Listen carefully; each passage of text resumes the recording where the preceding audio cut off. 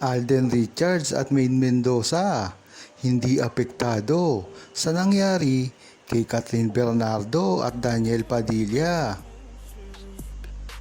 Napakalaking isyu nga ngayon sa Philippine showbiz ang nangyayari ngayon kay Catherine Bernardo at Daniel Padilla dahil ito sa paghihiwalay nila ng 11 years.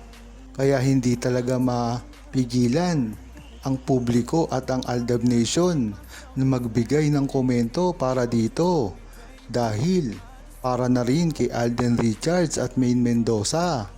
Ayon kay Ikinagayo, malungkot ang nangyari kay Daniel Padilla at kay Catherine Bernardo. Ngunit ipagpasalamat na lang natin na hindi ito mangyayari kailanman kay Alden Richards at Maine Mendoza. May charred forever. Tama yang sinabi ni Ikinagayo. Talaga kasing subok na kung ano man ang meron kay Alden Richards at Maine Mendoza.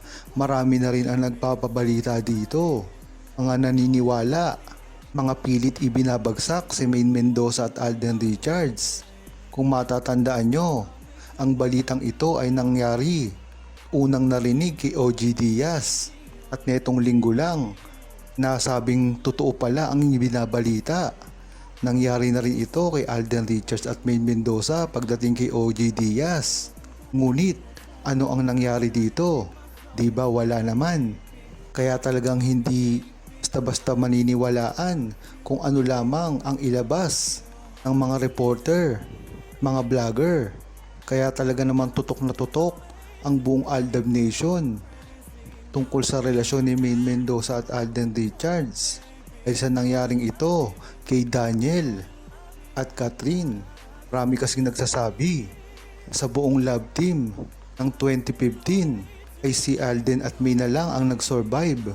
Ang Jadine, Liz Quen, Katniel, Kimchi at iba pang love team.